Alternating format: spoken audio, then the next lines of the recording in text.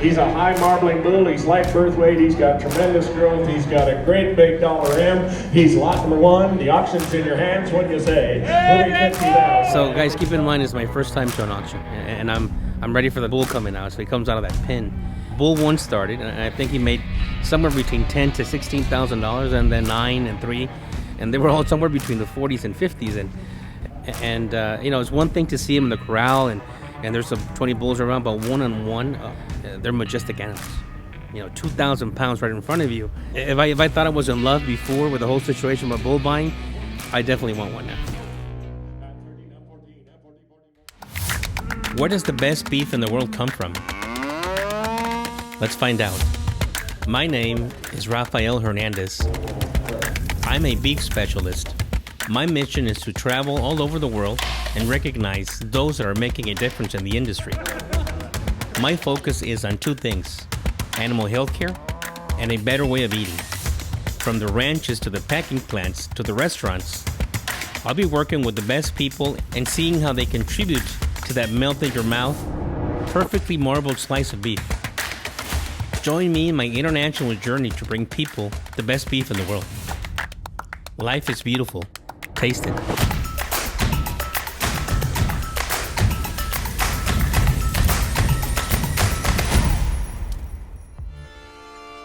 Pop quiz. What's in Miami?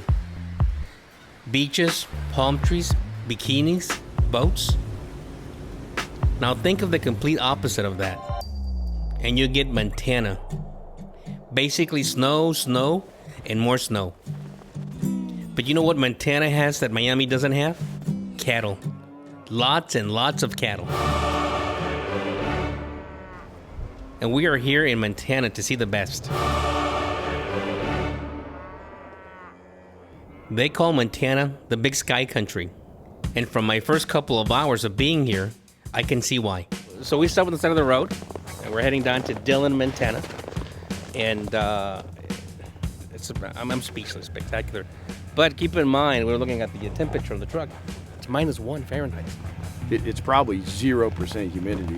And there's no wind, so it's actually pretty nice. We'll see what it's like around the bend here. I feel like getting naked here, you know? It's that good. This guy woke up early today just to go ice fishing. Look at him. I've never seen that before, so to me that's pretty cool. As cold as it is, though, it's time to bundle up and proceed to our first stop, Centennial LIvestock Ranch. Driving through the ranch, I'm starting to get an idea of what Montana ranch life is like. Wide open spaces, mountains, dogs, cowboys. How you doing? Hi. Rafael. Nice to meet you. Ryan Meyer. Good to meet you. That's where you want to take us down to your office? This is where you live, right? Yeah, this is where I live, but we'll take a little drive down through these heifers. We're developing them to breed this spring, and then we'll go down through the middle of the ranch and through some cows and take a tour around. Yeah. Love it. Yeah, let's do it. After a brief introduction, we got the tour of the ranch.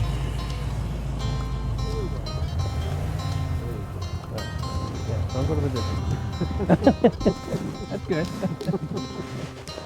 Most importantly, I got to be in the open fields with the cattle. Watch out, Montana. There's a new cowboy in town. Look at these cows. Plus these cows, Consistency, the commitment to the Angus genetics is just you don't have to be a cattle person or a geneticist to see this. You can tell how beautiful. Well, I was cows so amazed when he was saying that half of their life have been just grazing on the natural pasture. I mean, look at their coats. I think probably the biggest thing is why the Montana Black Angus cattle. We have such a large purebred base in Montana. So the genetics are here. Good genetics start in Montana. If I was a cow, this is where I want to be. Waking up every morning to these mountains. Look at this. The purebred breeder in Montana understands what we need to produce, what our cows have to look like, what they have to go through in order to survive. We're a family corporation.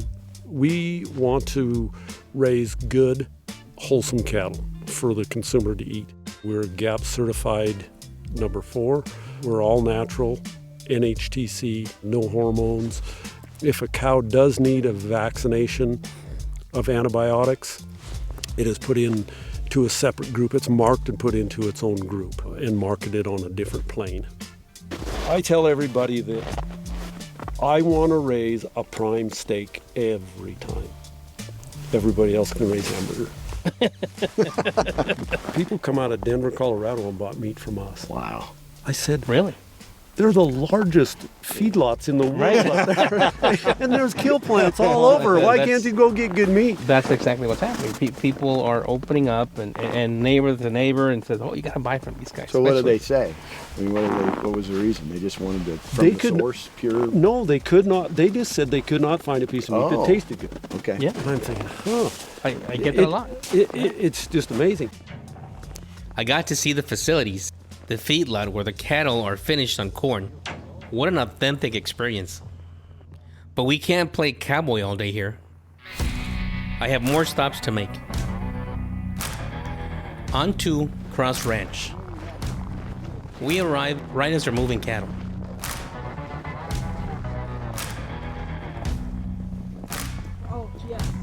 We see one of the most underestimated parts of ranching, rounding up the cattle. Well, she's bringing in, what'd you say, 6 heifers? Four heifers down to her other ranch. So she's gonna put them into the truck here. When they bring these heifers up here, we want to stand really still so we don't scare them going on the trailer. Is when you move cattle is one of the biggest stresses in their life, and we really try to keep them calm during that time. So She's driving, here they come.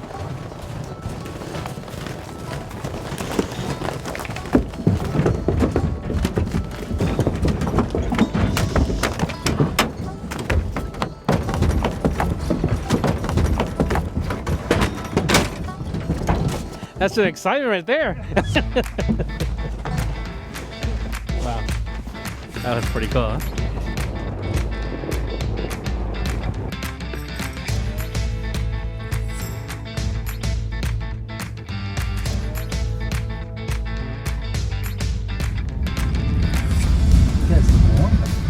yeah, finally, Nice and toasty. cuddling back here.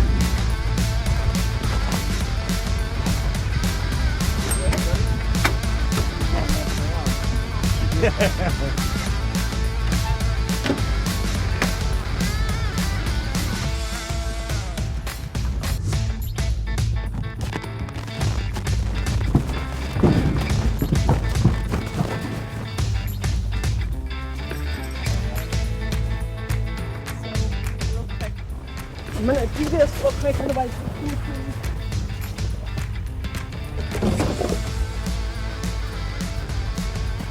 and then I won't be able to get the middle gate shut. So the struggle with below 0 temperatures is the poop it freezes in the trailer. And then you can't close your trailer door. I'll become rock solid. Do it when it's hot. I become rock solid, I guess. Oh. Yeah. Cattle manure pro tip.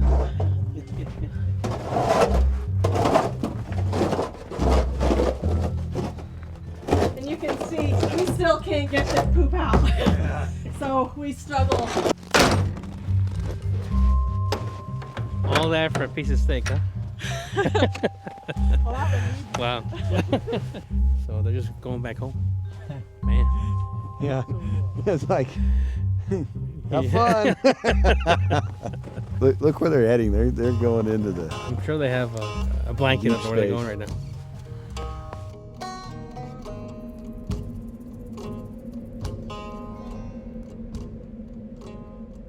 Everybody has a bad misconception about, you know, the feeding lots and the feeding pens, and you hear Right, about yeah. that all the time. But look, we're here in your house. Yeah. You're, you know, what, 300 feet away. Yeah. You know, this is, you know, I mean, how you're looking at them daily. Yeah. You're you know, you Yeah, got the these whole, guys are constantly. yeah, coming in and Yeah, out. You know, take a looking look at at it. Fence line weaning. And, So what is that? So fence line weaning, what we do is try to keep it as low stress as possible for the calf and the cow, the mother.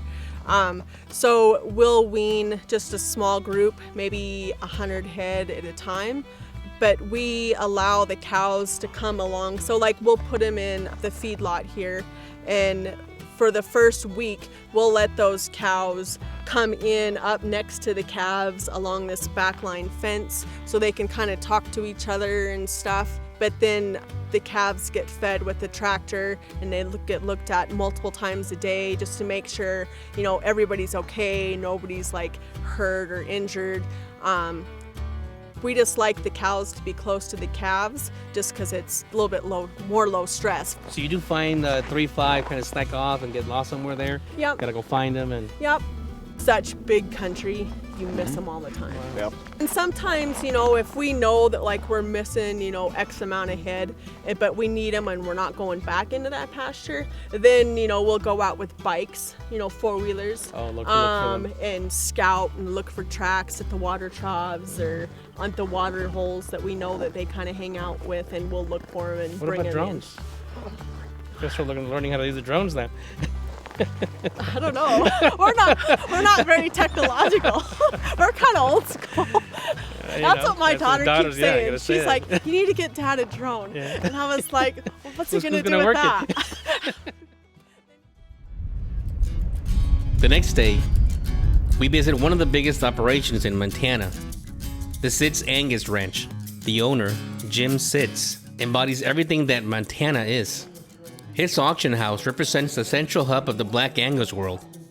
All roads in the ranching world lead to Sitz Angus Ranch. I'm starting to feel the history here. A lot of Black Angus cattle have passed through these halls. This is sacred ground. Sitz Angus Ranch is a seed stock operation here in Montana. What we do is we raise the genetics for commercial Angus cattle. This coming year will mark our 100th year in the registered Angus business.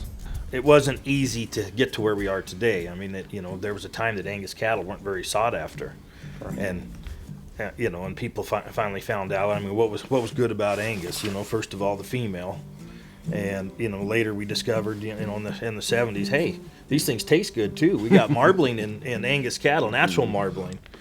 They feed well, so they're kind of the breed that really does it all. And through the 70s. Marbling has been selected for, and the maternal base has been selected for the mama cow, and that's what you look around us and you see this environment that we're in today. Yeah. I mean, they go out there and they get to do it naturally. They get to go take this grass and make protein for you and I to enjoy. Correct. And what else are you going to do with this grass out here? I mean, that's as natural as it gets. Yeah. Exactly. I mean that when you come out here, I mean that's something great. I mean, It was. I love raising genetics. Yeah. But I also love having my family on this operation and letting them enjoy this lifestyle. I mean, I don't think there's any better lifestyle for to raise a family on. Our kids are very actively involved in every aspect of what we're doing, as we were when we were Grown up. younger. Yeah. Yeah. Of course, it was expected. Right. Yeah, we didn't have much of a choice, did we? Yeah, there was no option. We want this ground. We want to make it better, through every generation, and make it more profitable for the next generation coming. That's one of the things that, when I get up in the morning, that excites me is how can I make this better, this land that that we've been blessed with, and make it better, for the years to come. Yep. We close out the day with a pre-auction feast. Tasty Black Angus prime rib and fun music. I'm really loving the Montana vibe.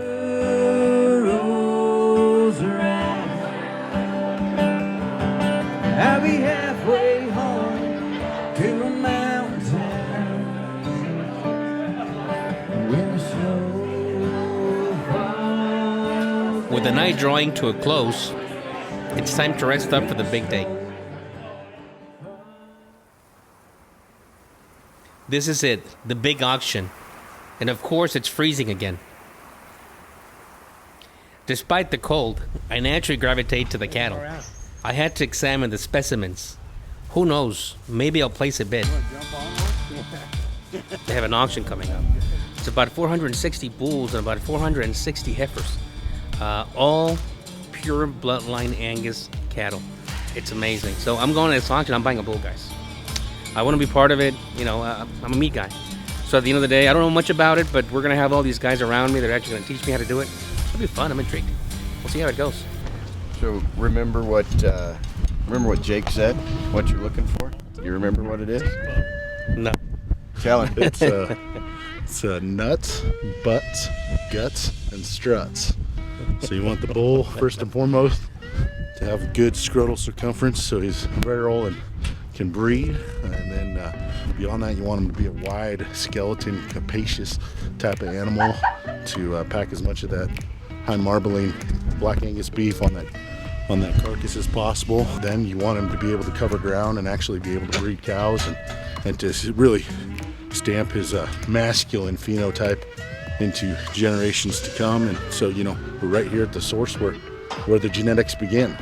What we're looking at here is the lot 23 bull. You know, he's a deep, sound, stout, rugged individual that's in the top 10% of the breed for marbling. So definitely one to pay attention to today. As people trickle in, you could feel the energy. In a few moments, the space will be surging with beef and money.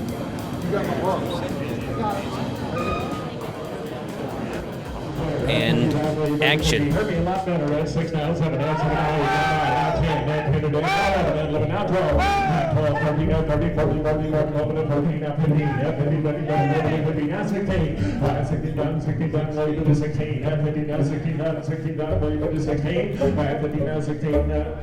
He's a high marbling bull. He's light birth weight. He's got tremendous growth. He's got a great big dollar M. He's lot number one. The auction's in your hands. What do you say? So guys, keep in mind, it's my first time to an auction, and I'm ready for the bull coming out. So he comes out of that pen. Bull 1 started, and I think he made somewhere between $10,000 to $16,000, and then 9 and 3, and they were all somewhere between the 40s and 50s. And you know, it's one thing to see him in the corral, and there's some 20 bulls around, but one-on-one, they're majestic animals. You know, 2,000 pounds right in front of you. If I thought I was in love before with the whole situation about bull buying, I definitely won't. The bull that I like is number 23. Let's check it out. 34, 26, 27, 27 down, leave it to 27, 28, 28 today, 28, 28 today, now 9, 29, now 30, 30 now 25, 32, 5, 32, 5, 32, 5, 32, 5, 5, now 5, 35, 35, 35, 35,000, 35,000.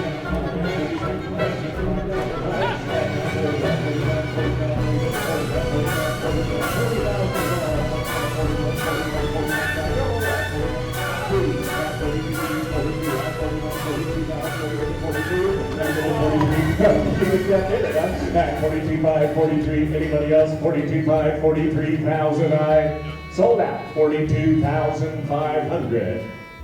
Buyer number. I gotta come more prepared next time. At least know what I'm doing and bidding, because that bidding went from 16 slowly, 16 and a half, 17, 20, 23, 35, 40, and I panicked. People screaming crazy, me. It's just organized chaos, and it's fun. But unfortunately, we didn't get the bull. Somebody else bought it for I think $43,000, and you know I had to put a limit at 35. So, but we're good.